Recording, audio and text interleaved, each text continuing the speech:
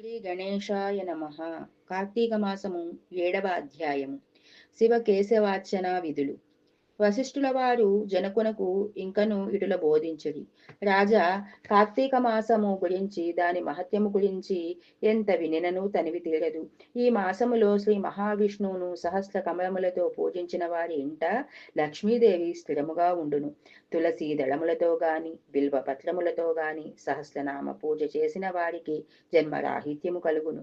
కార్తీక మాసమందు ఉసిరి చెట్టు కింద సాల గ్రామముంచి భక్తితో పూజించిన ఎడల వారికి కలుగు మోక్షము ఇంతని చెప్పలేము. అటులనే బ్రాహ్మణులకు కూడా ఉసిరి చెట్టు కింద భోజనం పెట్టి తాను తిన్నాక సర్వ పాపములు కూడా పోవును.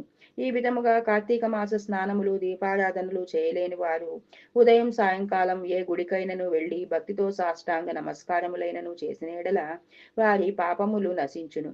సంపత్తి గలవారు శివకేశవుల ఆలయమునకు వెళ్లి భక్తితో దేవతార్చన హోమాదులు దాన ధర్మములు చేసినచో అశ్వమేధము చేసినంత ఫలము దక్కుటయే కాక వారి పితృదేవతలకు కూడా వైకుంఠ ప్రాప్తి కలుగును. శివాలయమున గాని విష్ణాలయమున గాని జెండా ప్రతిష్ఠించినచో యమకింకరులు దగ్గరకు రాలేరు సరికదా. పెనుగాలికి ధూళి రాసులు ఎగిరిపోయినట్టే వారి పాపములు పటాపంచలైపోవును. ఈ కార్తీక మాసములో తులసి కోట వద్ద ఆవు పేడతో అలికి వరిపిండితో శంఖ చక్ర ఆకారములతో ముగ్గులు పెట్టి నువ్వులు ధాన్యములు పోసి దానిపై ప్రమిదనుంచి నిండా నువ్వుల నూనె పోసి వత్తిని వెలిగించవలెను. ఆ దీపము రాత్రింబవళ్ళు ఆరకుండా ఉంచవలెను. దీనినే నందాదీపము అందురు.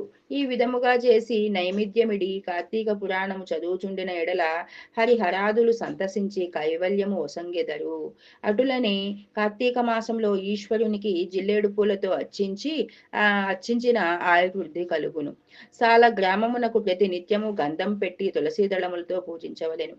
ఏ మనుజుడు ధనము బలము కలిగియూ కూడా కార్తీక మాసమందు పూజలు సలపడో ఆ మానవుడు మరు జన్మలో సునకమై తిండి దొరక్క ఇంటింటికి తిరిగి కర్రలతో దెబ్బలు తింటూ నీచ స్థితిలో చచ్చును.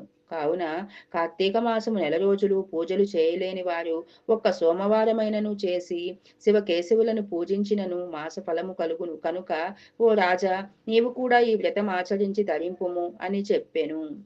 నమశివాయాభ్యాం నవయౌవనాభ్యాం పరస్పరాశ్లిష్ట వపోర్ధరాభ్యాం నాగేంద్రకన్యా వృషకేతనాభ్యాం నమో నమః శంకర పార్వతీభ్యాం.